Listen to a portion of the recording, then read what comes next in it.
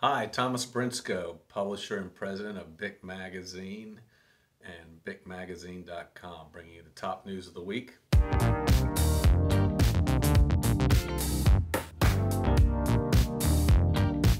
This week we're going to talk about two sales and a bankruptcy. The biggest blockbuster news of the week, though, was definitely a sale where BP decided to divest themselves of their petrochemicals business.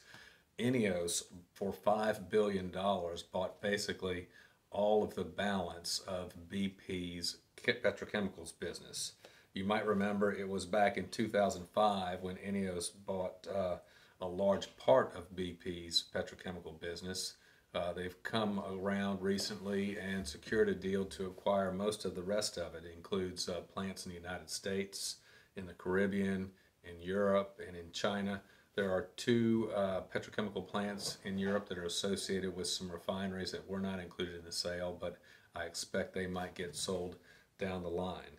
Like I said, it was a $5 billion sale, $400 million down, $3.6 billion at close, and some payments for the rest of the way. INEOS now is positioned to be a big player in the market, obviously. Before this, they had about 180 sites worldwide in 26 different countries and about 22,000 employees.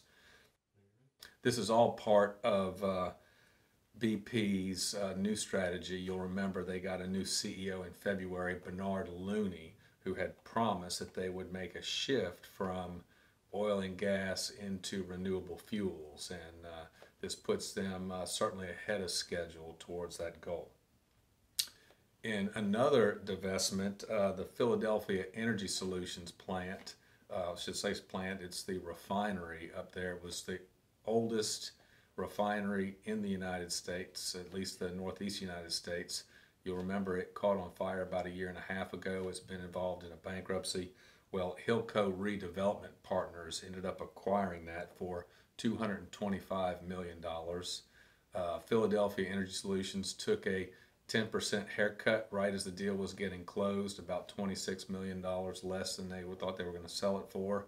And the tough news for our industry is it really kind of closes the door on that refinery ever reopening.